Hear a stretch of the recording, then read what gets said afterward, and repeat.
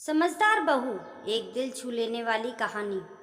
शाम को गर्मी थोड़ी थमी तो मैं पड़ोस में जाकर निशा के पास बैठ गई।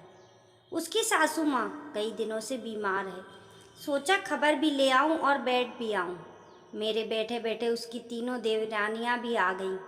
अम्मा जी कैसी हैं? शिष्टाचार बस पूछकर इत्मीनान से चाय पानी पीने लगी।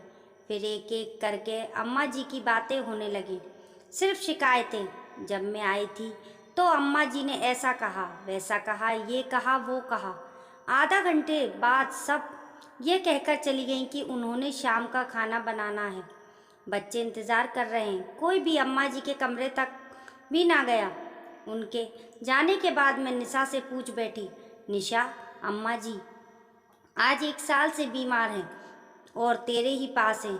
तेरे मन में नहीं आता कि कोई और भी रखे या इनका काम करे? माँ तो सबकी है ना। उसका उत्तर सुनकर मैं तो जड़ सी हो गई। वह बोली, बहन जी, मेरी सास 7 बच्चों की माँ है। अपने बच्चे को पालने में, उनको अच्छी ज़िंदगी देने में कभी भी अपने सुख की परवाह नहीं की। सबकी अच्छी तरह से परवरिश की। ये जो आप देख रही हैं ना, मेरा घर, पति, बेटा, शानो शौकत सब मेरी सासू जी की ही देन है। अपनी अपनी समझ है। मैं तो सोचती हूँ इन्हें क्या क्या खिला पिला दूँ, कितना सुख दूँ। मेरे बेटे बेटी अपनी दादी माँ के पास सुबह शाम बैठते हैं। उन्हें देखकर वो मुस्कुराती हैं। अपने कमज़ोर हाथों से वो उनका माथा, चेहरा और शरीर सहलाकर उन्हें जी भरकर दुआ देती हैं।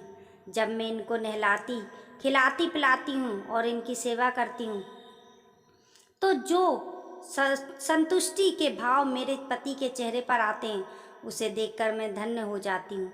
मन में ऐसा एहसास होता है जैसे दुनिया का सबसे बड़ा सुख मिल गया हो।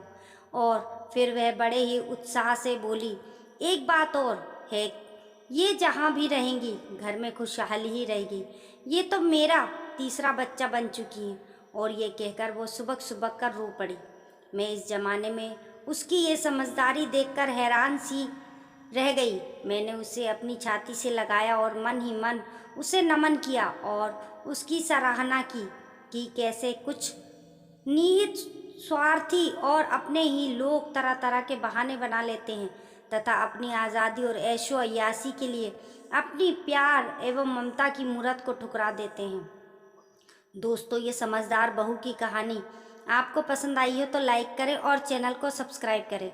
और दोस्तों, कमेंट बॉक्स में भी बताना ना भूलें कि आपको ये कहानी कैसी लगी।